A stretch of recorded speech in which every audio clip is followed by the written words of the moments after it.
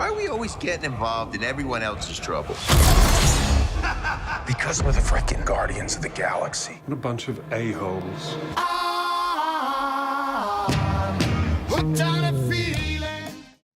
Welcome back, everyone. It's Charlie. I had a chance to see Guardians of the Galaxy 3, so this will be my review video. Be sure to go see it as soon as possible. Do not wait. If you're new to the channel, we're doing a giveaway for movie tickets. All you have to do to enter is be a subscriber and post your favorite Guardians moment from any of the Marvel movies so far.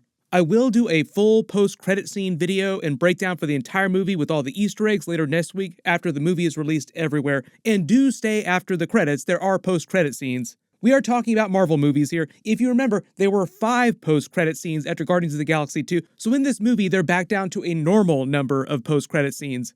But there is so much stuff that we have to talk about, so don't worry, like my full breakdown Easter eggs video will be very, very long when I post it next week. I was really happy to find out the movie was as good as I hoped it would be. Marvel really needed a hit on their hands right now, just with all the shellacking they've taken the last several months. It went way beyond my expectations just based on all the other Marvel movies.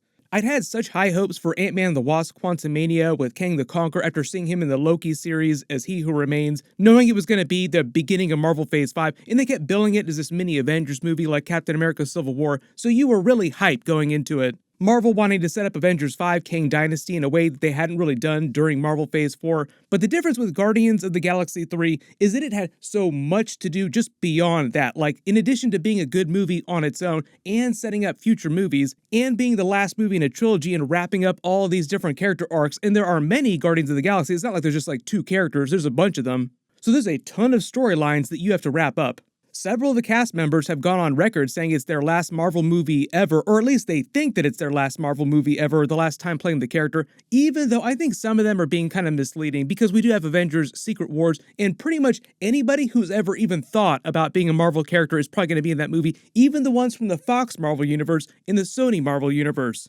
But the movie succeeded on pretty much all the different fronts that it had to succeed on. Like, it was a good movie on its own, just a self-contained movie if you just wandered into it and you hadn't seen the other Guardians of the Galaxy movies before this. It also did a decent job of setting up other future movies, not just Avengers 5, Kang Dynasty, Avengers Secret Wars, but other future teasers for characters that they can pay off in potential future movies. And it did a great job of wrapping up everyone's character arcs that started in the first movie.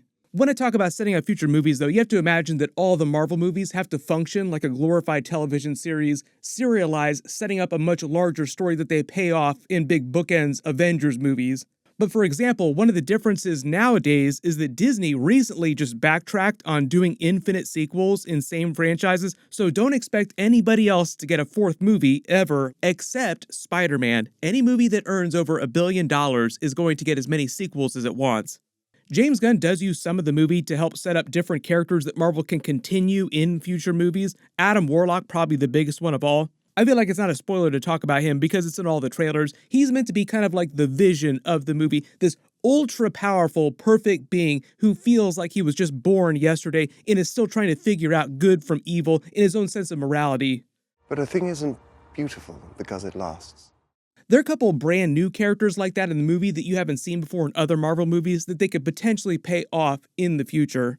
So in that way, there are some seeds that James Gunn plants that Marvel can grow later on if they want. He basically said that this is his last Marvel movie because he's running DC Films now and he's doing DC Chapter 1, so all of his attention is going to be going to that after this movie comes out in theaters.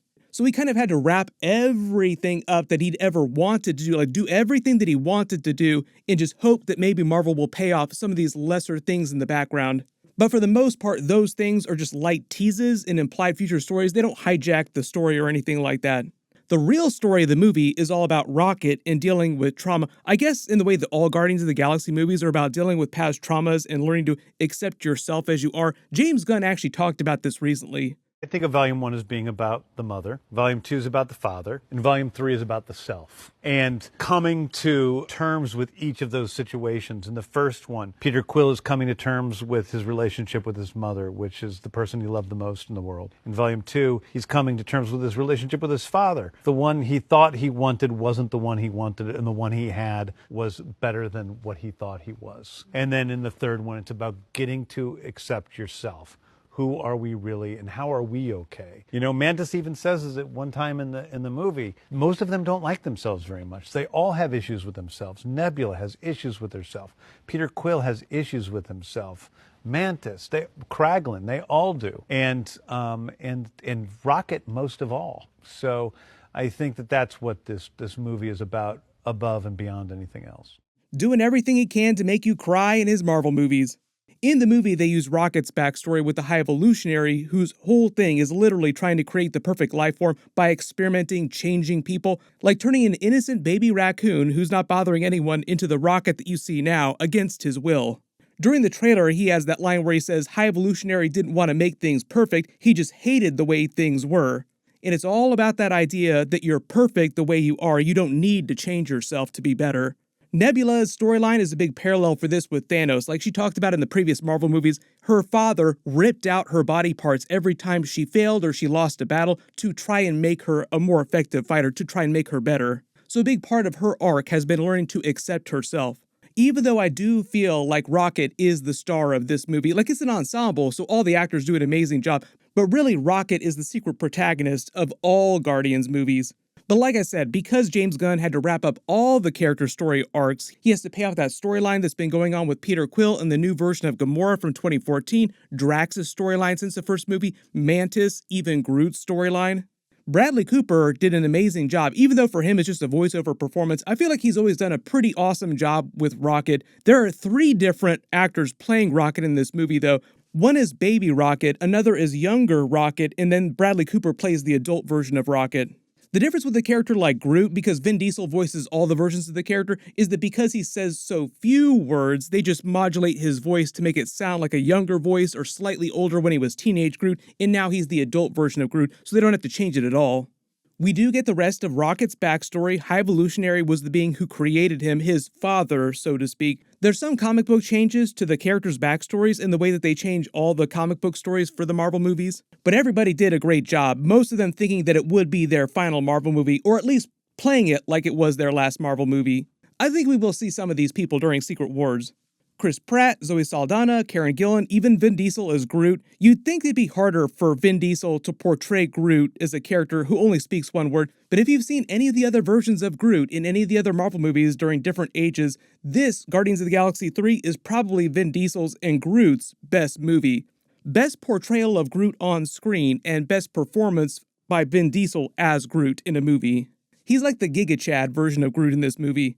I'm sure there'll be a lot of talk about Will Poulter as Adam Warlock after the movie comes out. He understood the assignment. I feel like he did a pretty solid job. I'm excited to see what he does with the character in the future. He's got so much potential. There'll probably be some minor complaints from people who aren't happy with the actor that they pick for Adam Warlock or the way they portray him in the movie, them visioning him during the movie, portraying him as a character who was born yesterday.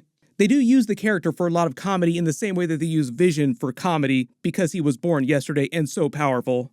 Chukwudi Iwuji was great as the High Evolutionary. You probably remember him from James Gunn's Peacemaker series. It was actually his performance during Peacemaker that convinced James Gunn to use him as the High Evolutionary. And even though most of the movie takes place in space, it didn't feel quite as crazy as Ant-Man and the Wasp Quantumania did with how unreal the environments got. It wasn't a CG mess, kind of like Quantumania was. And one of the other coolest things, I think, is it felt like James Gunn read everyone's complaints about the Guardians movies not being as hardcore as they could have been after the first one and cranked the dial up to 11 because this was his last Guardians movie, like truly going out as spectacularly as possible, holding nothing back. No joke, the movie could have been rated R. Like, it feels like it was almost rated R. That's how traumatizing it will be in the theaters. In a good way, though. Like, you will cry. Be prepared to cry. But it isn't meant to be the end of the Guardians of the Galaxy team. Like, they might not do Guardians 4 as a movie, but the Guardians of the Galaxy team will come back in a future Marvel movie with a different roster at some point. Probably Secret Wars, maybe some other Marvel movies too. Some are saying this is the best Marvel movie since Avengers Endgame. I don't know if I'm ready to jump that far without another rewatch or two. Like, I have to see the movie a couple more times. But it's definitely top 3 since Avengers Endgame, and without doing a complete re-ranking of all the Marvel movies, this is at least in my new top 5 Marvel movies of all time.